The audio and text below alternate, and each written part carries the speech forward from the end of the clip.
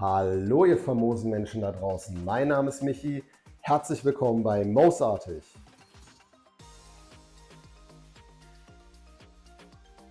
Und herzlich willkommen in unserem moosartigen Grow Room. Ihr könnt es hier sehen, hinter mir sind zwei Growboxen aufgestellt, in einer steht schon eine Pflanze, in der anderen steht noch keine Pflanze. Das soll sich aber nächste Woche ändern. Boah Leute, vorab aber nochmal eine Sache, die mir ganz wichtig ist.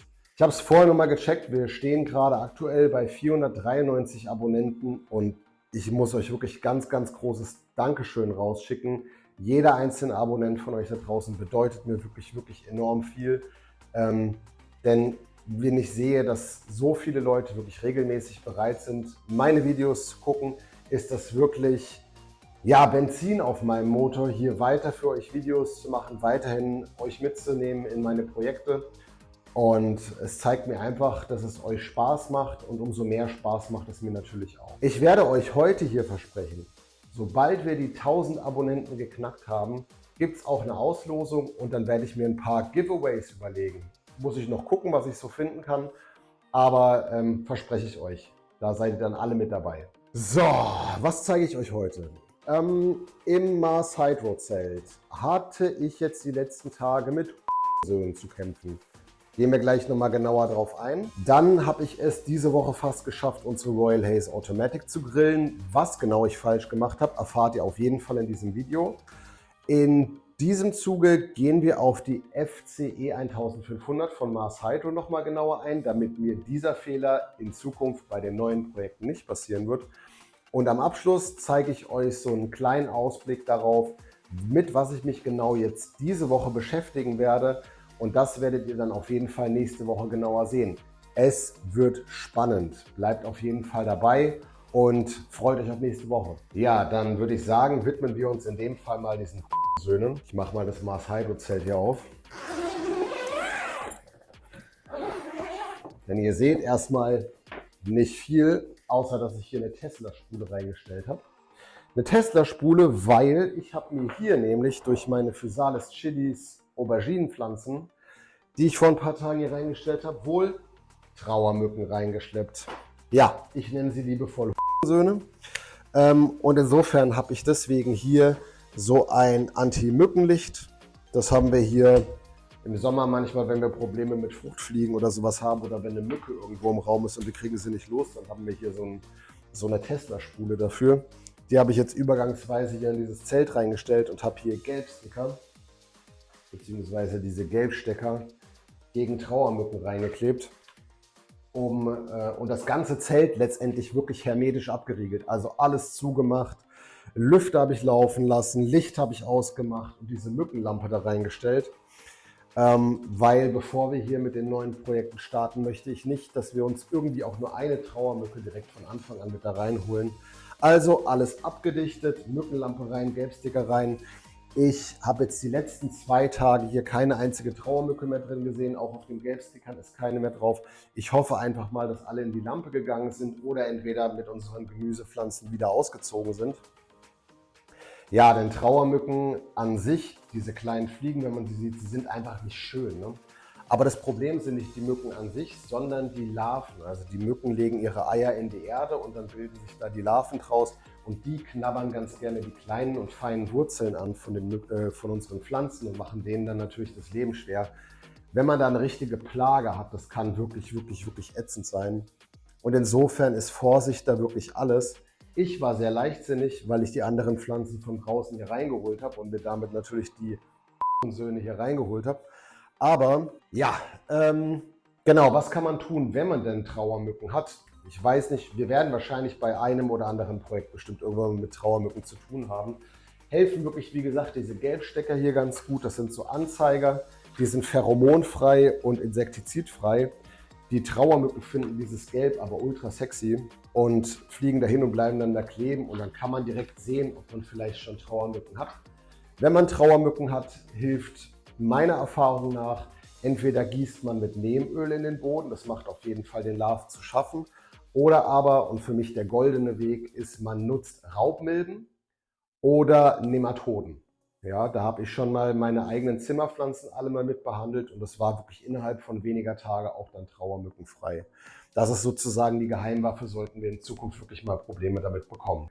Ja, so viel zu den Trauermücken in diesem Zelt. Was genau ist hier passiert und warum habe ich hier die Royal Haze Automatic diese Woche fast gegrillt? Vielen, vielen Dank nochmal raus an Kim von Couple of Plants. Kim hat meine letzten Videos gesehen und hat mich umgehend direkt kontaktiert und hat geschrieben, du Michi, guck dir das nochmal genau an, weil deine Pflanze hat entweder enormen Lichtstress oder enormen Stickstoffüberschuss. Wie ich in meinem Video schon gesagt habe, bin ich da sehr stark davon ausgegangen, dass es ein Stickstoffüberschuss ist. Aber Kim hat mich nochmal darauf aufmerksam gemacht, dass ich ja meine Lampe, die hier drin ist, mit der Photon-App abstimme und die PPFD danach messe und die Lampe danach einstelle. Habe mich aber bei der Photon-App auf die vom Hersteller vorgegebene Kalibrierung für mein iPhone 16 verlassen. Und da hat mich Kim korrigiert, hat gesagt, ich sollte unbedingt mir nochmal die Herstellerangaben von dieser Lampe anschauen. Und das Gute ist, die App lässt sich auch nach den Herstellerangaben kalibrieren.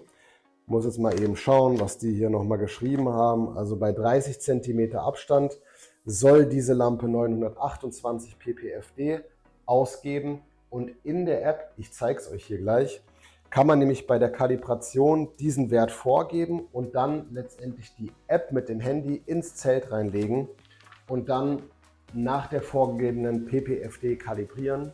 Dann fährt man noch die anderen Herstellerwerte sozusagen ab und kann es damit überprüfen. Und ja, Kim hatte recht.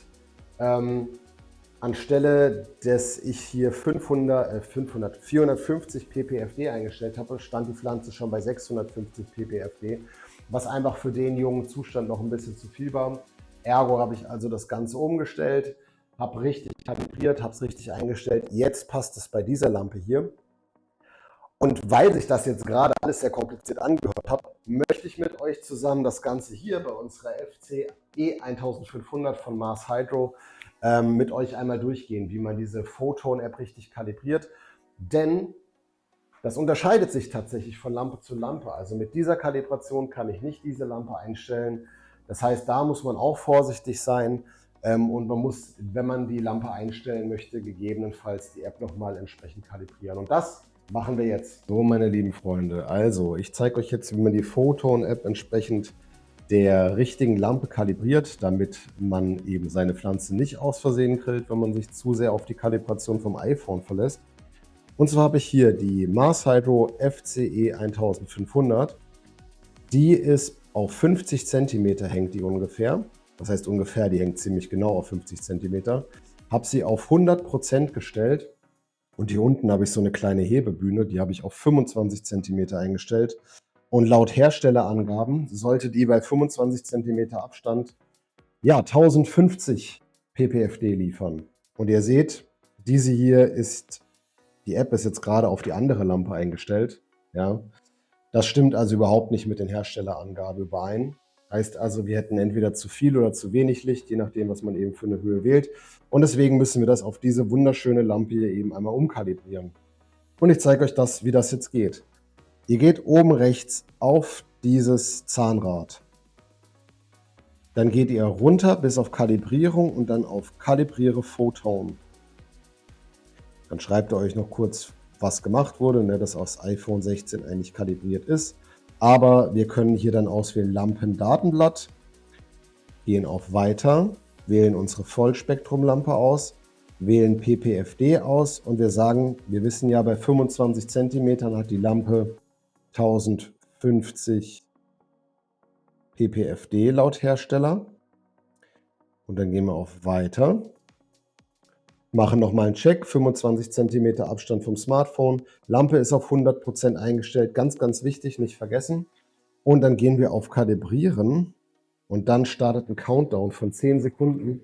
Wir nutzen die Zeit, schließen schnell das Zelt, denn das ist ganz wichtig. Ja, auch diese Seite ist komplett verkleidet hier mit der Reflektorfolie und das macht einen wirklichen Unterschied, das sehen wir nämlich gleich. Die 10 Sekunden sind jetzt um. Öffne das Zelt wieder. Wir sehen einmal hier Kalibration erfolgreich. gehen zurück zur Messung. Und dann sehen wir jetzt, wir sind jetzt bei einem Wert von 1011, 1012. Passt mal auf, was passiert, wenn ich jetzt die Tür so leicht hier wieder zumache, hier unten im unteren Bereich.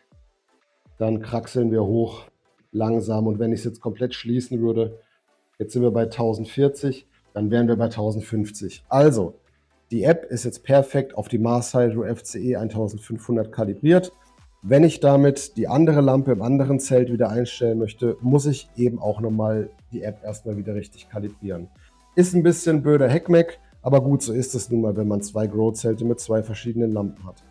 Ich freue mich auf die nächsten Versuche hier mit der Mars Hydro FCE 1500. Ja, und wenn wir schon mal dabei sind, uns der Lampe mal ganz genau zu widmen, möchte ich auch ein paar kleine Worte mal zu der Lampe hier verlieren. Ne? Also wir haben hier die Mars Hydro FCE 1500. Schaut euch mal dieses Schmuckstück hier an. Ne? Also sie hängt jetzt gerade auf 50 cm, hat hier 3 Alu-Kühlkörper, also einen links, einen in der Mitte. Da sitzt das elektronische Vorschaltgerät drin und einen rechts. Und insgesamt hat diese Lampe hier 639 Bridge-Lux-Dioden verbaut. Ich habe sie nicht einzeln erzählt. Ich verlasse mich jetzt ehrlich gesagt ein bisschen auf die Herstellerangaben, aber ich glaube es mal direkt. Und mit diesen 639 Bridge-Lux-Dioden, ja, da erreicht diese Lampe eine PPE von 2,8 Mikromol pro Joule. Ja, ich habe mich vorher auch nicht mit diesem Wert auseinandergesetzt, aber prinzipiell drückt dieser Wert aus, wie effizient so eine Lampe ist. Also wie viel Paar sie pro Watt rausholen kann.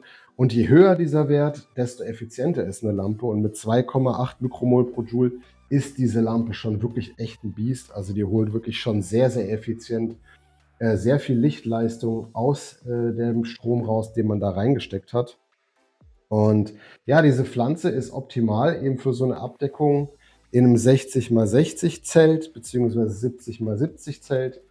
Die Differenzierung wird hier gemacht eben zwischen ja, Keimling und vegetative Phase und Blütephase und reicht dann für 1 bis 3 Pflanzen aus. Und in diesem schmucken Mars Hydro Zelt hier mit 70x70 werde ich im nächsten Projekt auch 2 Pflanzen mir aussuchen und unter dieser tollen Lampe dann hier großziehen. Genau. Was ich schön finde, ist, die Lampe hat hier einen Drehknopf, das heißt, man kann sie dimmen. Ja, man kann dann ebenso sparsam wie möglich mit dieser Lampe auch arbeiten, indem man einfach den Abstand zur Pflanze verringert und die Lampe stattdessen dimmt. Oder eben auf volle Pulle geht, wenn die Pflanze in saftiger Blüte steht und man die Ernte dann maximieren möchte. Hier hat man 2 Anschlüsse. Hier kann man Lampen noch miteinander verknüpfen, bis zu 30 Stück. Und hier hat man einen USB-Port, da gibt es dann so einen USB-Bluetooth-Dongle, mit dem kann man dann verschiedene Programme einstellen an der Lampe. Habe ich auch schon ausprobiert und hat super geklappt, also auf Anhieb.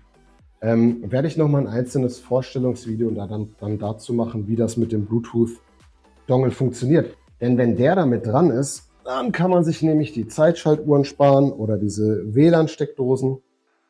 Und dann wird das alles über den Bluetooth-Stick nämlich hier gesteuert.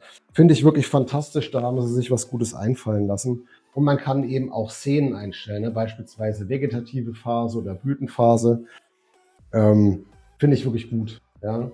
Schaut mal auch dieses offene Design hier oben. Ne? Hier kann man wirklich durchgucken, heißt, man hat immer guten Blick auch von oben auf seine Pflanze drauf.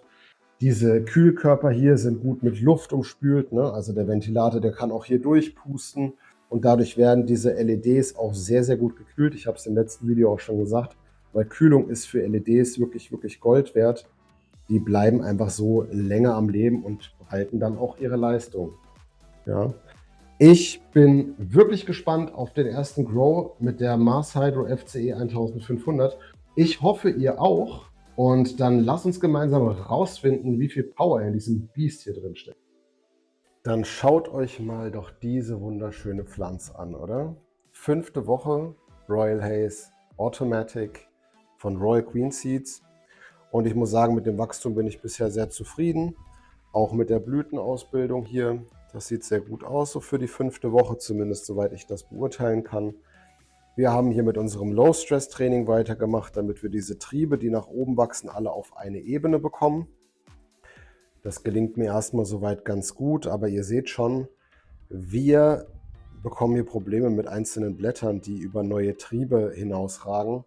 Und bevor wir jetzt morgen den Final Shot machen für nach der 5. Woche, gibt es hier mit unserer netten Schere, die von Mars Hydro gesponsert wurde, einen kleinen Rückschnitt. Wir nehmen eben mal so ein paar Blätter hier weg. Ja, dass hier das ganze Licht, was von oben auch letztendlich kommt, an diese Triebe rankommt und nichts zu sehr abgeschattet wird. Das kann da bleiben, das ist soweit in Ordnung. Hier sieht es so aus, als wäre dieses eine Blatt hier irgendwie im Weg. Nach dem Low-Stress-Training, das nehmen wir immer weg. Zack. Wie schaut sie unten aus? Hier ist kein Trieb, der versteckt wird. Hier sehen wir wieder einen Trieb, der leicht verdeckt wird von diesem Blatt. Sogar zwei, also der hier unten und dieser seitliche hier. Die werden weggenommen. Hier könnten wir uns überlegen, ob wir für diese beiden gleich nochmal Clips fürs Low-Stress-Training anbringen. Ich würde sagen, ja.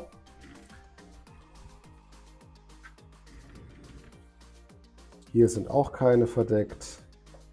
Und hier dieser eine, der wächst sich hier frei. Aber auch hier könnte man über Low-Stress-Training nachdenken. Nee, wisst ihr was? Wir machen jetzt hier erstmal kein Low-Stress-Training. Ich möchte, dass die hier ungefähr auf die gleiche Höhe kommen wie die hier oben. Die haben also noch ein bisschen was aufzuholen. Und dann werden wir mit dem Low-Stress-Training weitermachen. Hier oben bin ich aber erstmal zufrieden mit. Also das bleibt erstmal so. Das Dach, hier kommt jetzt schön Licht wieder runter. Super. Ansonsten schönes Grün. Blattspitzen haben so ganz leichten Gelbton, aber bei den neuen Blättern sehe ich das wieder nicht. Wir gucken uns morgen die Pflanze an, wie sie dann dasteht. Wir wünschen heute unserer Royal Haze Automatic von Royal Queen Seeds alles Gute zum 5-wöchigen Geburtstag. Und ihr kennt das ja so ein bisschen, ne? Das Spielchen hier. Wann immer wir dann in der Woche mal reingucken, gucken wir uns erstmal die Vitalparameter hier von der Pflanze an, beziehungsweise wie es in der Growbox aussieht. Wir klicken hier auf unser Zelt. Wir haben gerade 20,6 Grad da drin und eine relative Luftfeuchtigkeit von 60%. Das ist ein VPD-Wert von 0,99. Ich schaue hier gerade eben mal auf meine schlaue Tabelle. Und mit 0,99 liegen wir wirklich wunderbar in einem guten Bereich für die vegetative Phase. Und da lädt das Switchbot-System sich gerade auch die aktuellen Kurven runter. Aber ich denke mal, uns reicht das erstmal, diese Angaben. Und wenn ich mich jetzt mal hier dem Blätterdach hier oben näher, den obersten Blättern und Blüten sind wir gerade bei einer PPFD von 513. Und das entspricht einer DLI bei 18 Stunden von 33,1. Das entspricht jetzt so dem, wie ich es hier meinen Tabellen auch entnehme. Da werde ich es auch auf jeden Fall noch eine Woche mal so stehen lassen. Wir hatten ja der Pflanze etwas zu viel Licht gegeben, also fahren wir es mal ein bisschen runter, dass er sich wieder ein bisschen recovern kann. Gut, jetzt seid ihr bestimmt gespannt, oder? Na dann würde ich mal sagen, Vorhang auf. So, schaut es euch an. Unsere prächtige Royal Haze Automatic in ihrer 5. Woche. Wir haben die Royal Haze Automatic nach wie vor auf einem unserer Drehteller hier stehen. So lässt sie sich wirklich wunderbar einmal um 360 Grad drehen und wir können richtig schön dran arbeiten. Gucken wir uns das mal von unten her an. Also ich gieße momentan nicht besonders viel, gehe viel mit nach Fingergefühl, was die Erde angeht und stecke ab und zu mal so ein Feuchtigkeitsmesser da rein. Die Erde ist unsere vorgedüngte Kleeschuldenerde und wir haben bisher kein bisschen Dünger dazu gegeben. Weder Kalmak noch irgendwie Biobiss, BioGrow oder Biobiss, BioBloom, weil ich ja hier bei diesem Experiment wirklich mal schauen wollte, wie weit wir bei der Automatic-Pflanze ohne zusätzlichen Dünger kommen.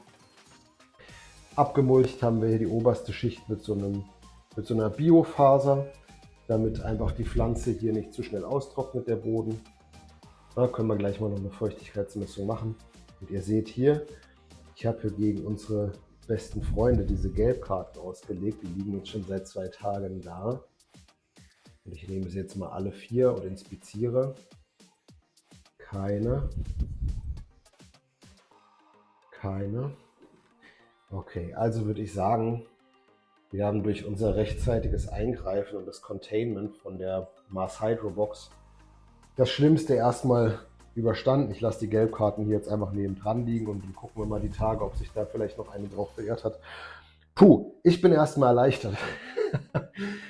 Ihr seht hier diese grünen Clips, die ich da reingemacht habe. Also das ist die Form von Low-Stress-Training, die ich gerade gewählt habe. Ich biege immer wieder hin und wieder diese Triebe mit diesen Clips hier nach unten. Und das Ziel ist letztendlich zu erreichen, dass alle diese Triebe hier, die Blütenansätze bekommen, letztendlich auf einer Ebene sind, sodass wir hier ein schönes Blätterdach bekommen, damit diese Lampe hier von oben einfach gleichmäßig die Pflanze ausleuchten kann und eben auch die Blüten sich dann entsprechend gleichmäßig entwickeln können. Ja. Ich finde auch das Bild von den Adlerkrallen, ja, man sieht es hier und da noch, aber es ist schon deutlich besser geworden, jetzt wo wir die Lichtintensität deutlich heruntergefahren haben. Ja. Jetzt hatte ich gerade zuletzt, ihr habt es ja vorhin gesehen, eben noch mal ein paar Blätter weggenommen, damit einfach das Licht hier besser noch mal an die Seitentriebe von oben her drankommt, damit die natürlich auch noch weiter wachsen können. Und wir werden jetzt im Laufe der nächsten Woche genauso weitermachen. Ne? Seitentriebe eventuell mit Low-Stress-Training etwas weiter runternehmen, damit alles so auf einer Höhe sitzt. Ich sehe schon die hier, die wollen es wieder wissen. Die bekommen vielleicht gleich noch einen Clip. Und damit wir einfach hier eine richtig schöne Ebene haben. Ja, die Vitalparameter haben wir uns ja auch noch angeschaut. Momentan ist unser Lüfter hier dreht auf Stufe 4.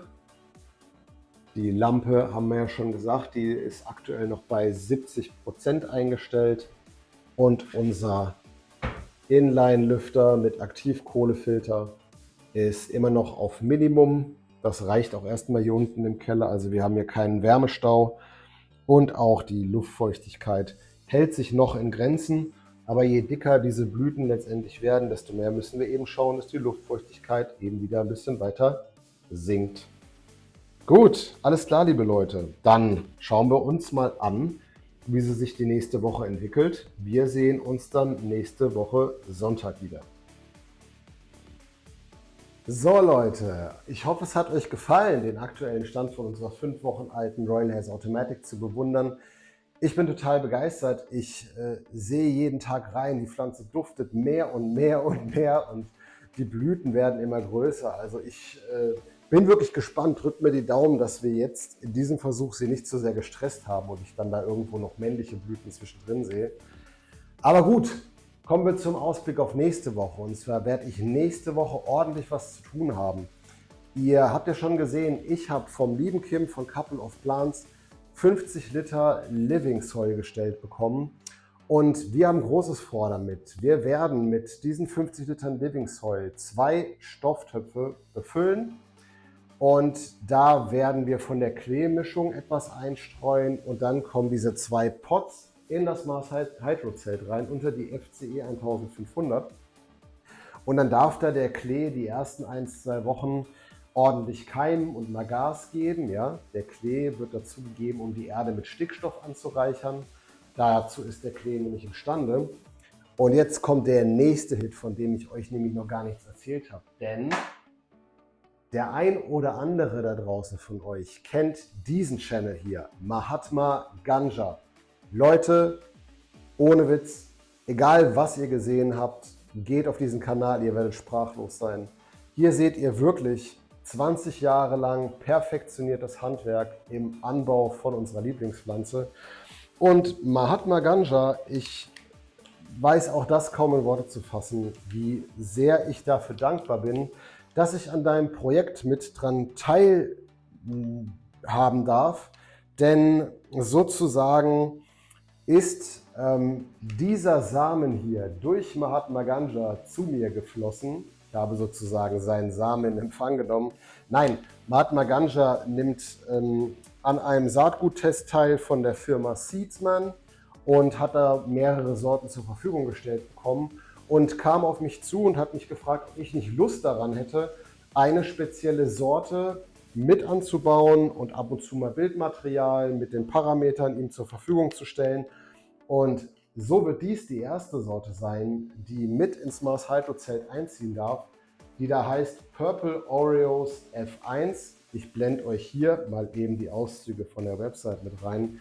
Finde ich, liest sich super spannend. Link gibt es auch unten in der Beschreibung. Und nochmal vielen Dank, Mahatma Ganja. Dankeschön für das Vertrauen in mich und in diesen Kanal. Danke, dass du mir deinen Samen gegeben hast. Ich werde sehr gut darauf aufpassen und damit umgehen. Und hey, genau, so wird es aussehen. Wir machen 2 Töpfe fertig. Ein Topf bekommt die Purple Oreos F1 von Seedsman und der zweite Topf bekommt die OG Kush von Royal Queen Seeds. Beides photoperiodische Pflanzen und ich freue mich richtig auf die Fotos. Ne? Hier haben wir ein Auto drin. Hier werden 2 Fotos reinkommen unter die FCE 1500 und let's go! Das sieht doch gut aus, oder? So, meine lieben Freunde, das war's jetzt mit dem Video. Ich hoffe, es hat euch gefallen.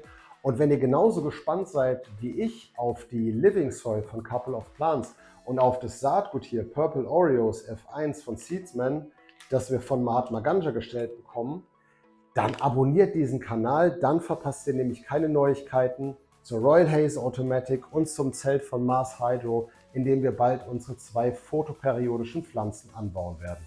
So, liebe Freunde, ich bin raus. Passt auf euch auf da draußen. Macht's gut, euer Michi.